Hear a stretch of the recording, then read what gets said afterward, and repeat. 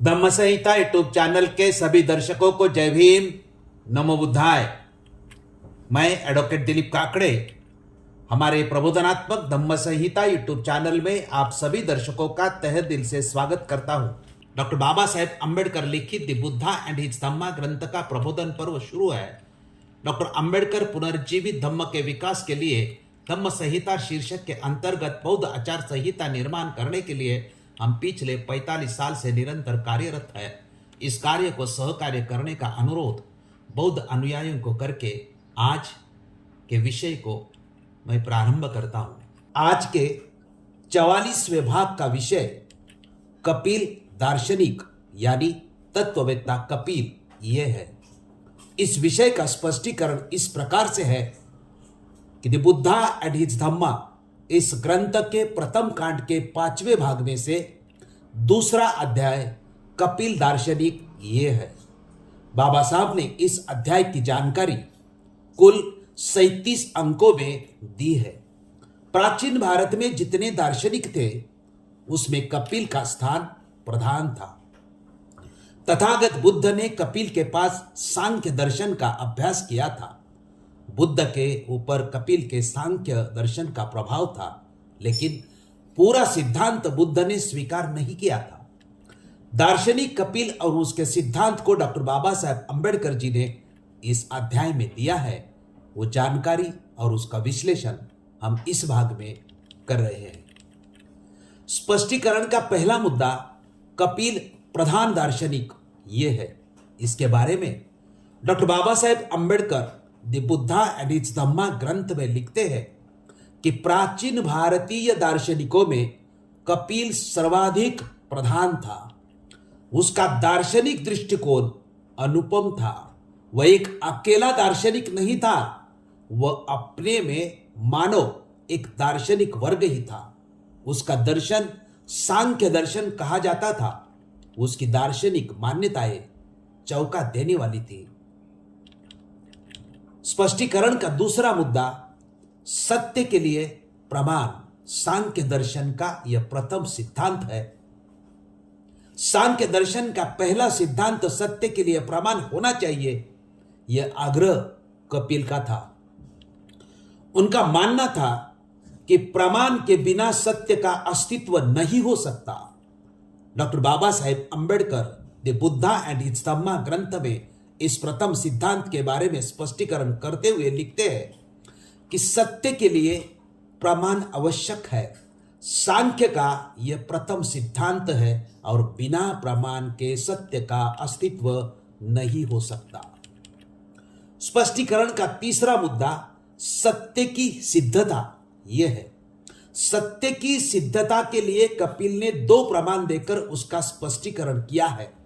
इस बारे में doctor Baba Saheb Ambedkar the Buddha and his Dhamma ग्रंथ में स्पष्टीकरण करते हुए लिखते हैं कि सत्य को सिद्ध करने के लिए कपिल ने केवल 2 प्रमाण स्वीकार किए, एक प्रत्यक्ष और दूसरा अनुमान। प्रत्यक्ष से मतलब है इंद्रियों के माध्यम से विद्यमान वस्तु की चित्त को जानकारी, और अनुमान 3 प्रकार का है। एक कारण से कार्य का अनुमान, जैसे बादलों के अस्तित्व से वर्षा का अनुमान लगाया जा सकता है। 2 कार्य से कारण का अनुमान, जैसे यदि नीचे नदी में बाढ़ दिखाई दे तो हम ऊपर पहाड़ पर वर्षा होने का अनुमान लगा सकते हैं। 3 सामान्यता दृष्ट अनुमान, जैसे हम आदमी के एक स्थान से दूसरे स्थान पर जाने से यह समझते हैं कि वह स्थान परिवर्तन करता है।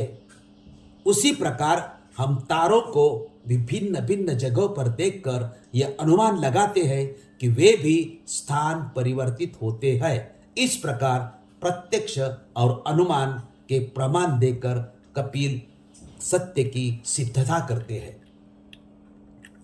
स्पष्टीकरण का चौथा मुद्दा सांख्य दर्शन का दूसरा सिद्धांत सृष्टि की उत्पत्ति ये है। सृष्टि की उत्पत्ति के बारे में हर धर्म के अलग अलग सिद्धांत पढ़ने को मिलते हैं। इसी प्रकार तत्ववेत्ता कपिल ने भी सृष्टि की उत्पत्ति का अपना सिद्धांत दिया है। उस बारे में डॉक्टर बाबा साहेब अंबेडकर जी ने the Buddha and his Dhamma ग्रंथ में सांख्य दर्शन के दूसरे सिद्धांत का स्पष्टीकरण इस प्रकार दिया है। बाबा साहब लिखते हैं कि उसका यानी तत्ववेत्ता कपिल का अगला सिद्धांत सृष्टि की उत्पत्ति के संबंध में था।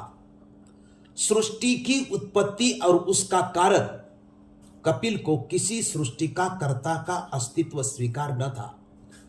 उसका मत था कि उत्पन्न वस्तु पहले से ही अपने कारण में विद्यमान रहती है। जैसे मिट्टी से बर्तन बनता अथवा धागों से एक कपड़े का टुकड़ा बनता है।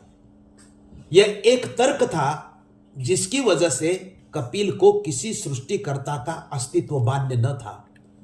उसने अपने मत के समर्थन में और भी तर्क दिए हैं।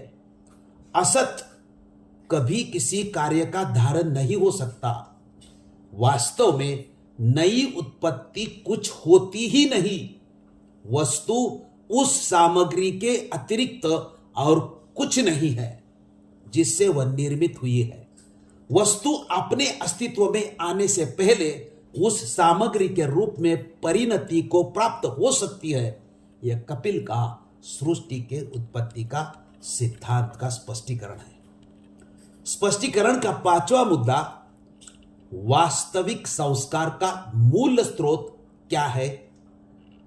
यह है वास्तविक संसार के विकसित और अविकसित ऐसे दो रूप दिखाई देते हैं।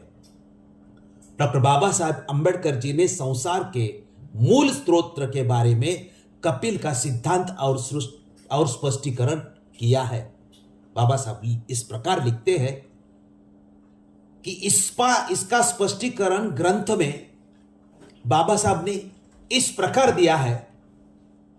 बाबा साहब कहते हैं कि प्रश्न है कि इस वास्तविक संस्कार का मूल स्रोत क्या है। इसके ऊपर कपिल का कहना था कि वास्तविक संसार के दो रूप है, एक व्यक्त यानी विकसित तथा अव्यक्त यानी अविकसित।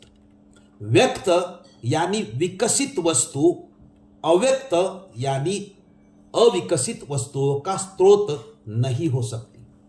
व्यक्त यानी विकसित वस्तुएं ससीम होती है और यह सृष्टि के मूल स्रोत से बेमेल होती है।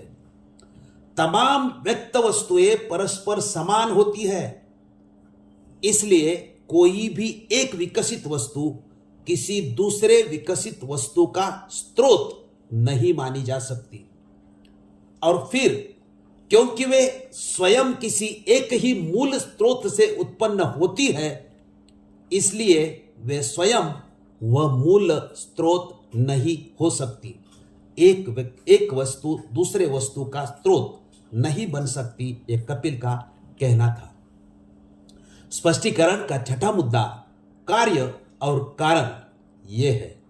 कार्य और कारण एक दूसरे से भिन्न होते हैं या होना ही चाहिए, ऐसा कपिल का कहना था। इसका स्पष्टीकरण डॉक्टर बाबा साहब अंबेडकर ने अपने ग्रंथ में करते हुए लिखा है कि कपिल का दूसरा तर्क था कि एक कार्य को अपने कारण से भिन्न होना ही चाहिए, यद्यपि उस कार्य में कारण निहित रहता ही है। जब यह ऐसा है तो विश्व स्वयं ही अंतिम कारण नहीं हो सकता। इसे किसी अंतिम कारण का परिणाम होना चाहिए। जब पूछा गया कि अनुभूति क्यों नहीं होती, इसकी कोई भी क्रिया इंद्रिय गोचर क्यों नहीं होती, तो कपिल का उत्तर था कि यह अनेक कारणों से हो सकता है। हो सकता है अनेक दूसरी अति सूक्ष्म वस्तुओं की तरह जिनकी सीधी अनुभूति नहीं होती, इसकी भी अनुभूति न होती हो, अथवा किसी तादृश वस्तु की मिलावट हो, अथवा किसी तीव्रतर वेदना यानी अनुभूति के कारण अनुभूति न होती हो, अथवा अंधेपन व किसी अन्य इंद्रिय दोष के कारण अनुभूति न होती हो, अथवा दृष्टा के मस्तिष्क की विकलता के ही कारण अनुभूति न होती हो। स्पष्टीकरण का सातवां मुद्दा, विश्व का मूल स्रोत क्या है? ये है। इसके बारे में कपिल का जो स्पष्टीकरण है वो ऐसा है कि जब कपिल को पूछा गया कि विश्व का मूल स्रोत क्या है, विश्व के व्यक्त रूप तथा अव्यक्त रूप में क्या अंतर है, उसके ऊपर कपिल का उत्तर था कि व्यक्त रूप का भी कारण होता है तथा अव्यक्त रूप का भी कारण होता है, लेकिन दोनों के मूल स्रोत स्वतंत्र है और उनका कोई कारण नहीं। व्यक्त वस्तुओं की संख्या अनेक है, वे देश काल से सीमित है, उनका स्रोत एक ही है, वह नित्य है और सर्वव्यापक है। व्यक्त वस्तुएं क्रियाशील होती है, उनके अंग व हिस्से होते हैं, सबका मूल स्रोत सटा ही रहता है, लेकिन न वह क्रियाशील होता है और न उसके अंग व हिस्से होते हैं। स्पष्टीकरण का 8वां मुद्दा सत्व, रज और तम ये 3 गुणों की क्रियाशीलता यह है। इसके बारे में डॉक्टर बाबा साहब अंबेडकर जी ने अपने ग्रंथ में लिखा है कि कपिल का तर्क था कि अव्यक्त की व्यक्त में परिणति उन 3 गुणों की क्रियाशीलता का परिणाम है जिनसे उसका निर्माण हुआ है, और वे 3 गुण हैं सत्व, रज और तम। इन 3 गुणों में प्रथम अर्थात सत्व प्रकृति में प्रकाश के समान है, जो प्रकट करता है, जो मनुष्य को सुख देता है। दूसरा गुण रज है, जो प्रेरित करता है, जो संचालित करता है, जो क्रियाशीलता का कारण होता है।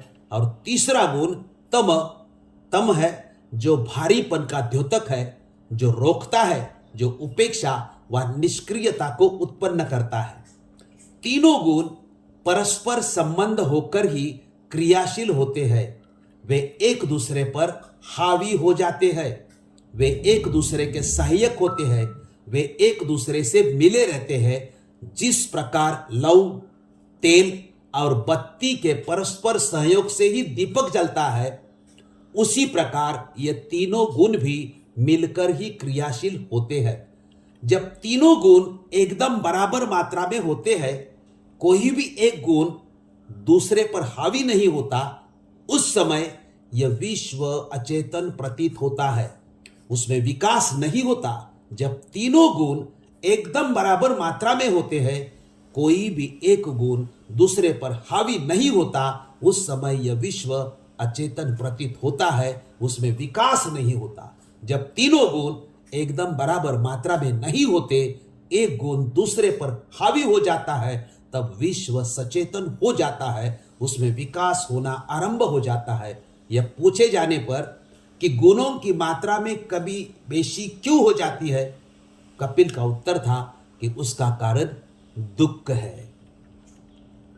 स्पष्टीकरण का 9वां मुद्दा कपिल के सिद्धांत का बुद्ध पर प्रभाव यह है।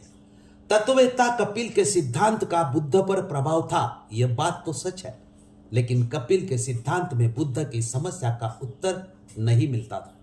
इस बारे में डॉक्टर बाबा साहब अंबेडकर लिखते हैं कि कपिल के दर्शन के सिद्धांत कुछ कुछ ऐसे ही थे।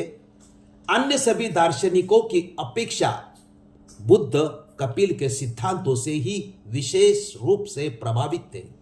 कपिल ही एक ऐसा दार्शनिक था जिसकी शिक्षाएं बुद्ध को तर्कसंगत और कुछ कुछ यथार्थता पर आश्रित जान पड़ी। स्पष्टीकरण का 10वां मुद्दा बुद्ध ने कपिल की सभी शिक्षा स्वीकार नहीं की, ये है। और इसके बारे में डॉक्टर बाबा साहब अंबेडकर लिखते हैं कि बुद्ध ने कपिल की सभी शिक्षाओं को स्वीकार नहीं किया। कपिल की उन्हें केवल 3 ही बातें ग्राह्य थी। उन्हें यह बात मान्य थी कि सत्य प्रमाणाश्रित होना चाहिए, यथार्थता का आधार बुद्धिवाद होना चाहिए। उन्हें यह बात मान्य थी कि किसी ईश्वर के अस्तित्व व उसके सृष्टिकर्ता होने का कोई तर्कानुकूल व यथार्थताश्रित कारण विद्यमान नहीं है। उन्हें यह बात मान्य थी कि संसार में दुख है। कपिल की शेष शिक्षाओं की उन्होंने उपेक्षा की, क्योंकि उनके लिए कोई उपयोग नहीं था। सारांश, दार्शनिक कपिल इस अध्याय में डॉक्टर बाबा साहब अंबेडकर जी लिखते हैं कि प्राचीन काल में जितने दार्शनिक थे उसमें कपिल का स्थान अग्रणी था। कपिल के पास बुद्ध ने सांख्य दर्शन का अभ्यास किया था, इसलिए सांख्य दर्शन का बुद्ध के ऊपर प्रभाव था। पूरा सांख्य दर्शन को बुद्ध ने स्वीकार नहीं किया, लेकिन कुछ बातों को माना है। सत्य प्रमाणाश्रित होना चाहिए, यथार्थता का आधार बुद्धिवाद होना चाहिए, किसी ईश्वर के अस्तित्व व उसके सृष्टिकर्ता होने का कोई तर्कानुकूल व यथार्थता श्रित कारण का विद्यमान नहीं है। ये तीन बातें कपिल की बुद्ध ने मानी है। कपिल दार्शनिक इस अध्याय की जानकारी और स्पष्टीकरण सुना और देखा, उसके लिए सभी दर्शकों का आभार व्यक्त करता हूं। आप इस वीडियो को ज्यादा से ज्यादा लोगों तक पहुंचाकर ग्रंथ प्रबोधन पर्व सफल बनाने के लिए मदद करें। धन्यवाद।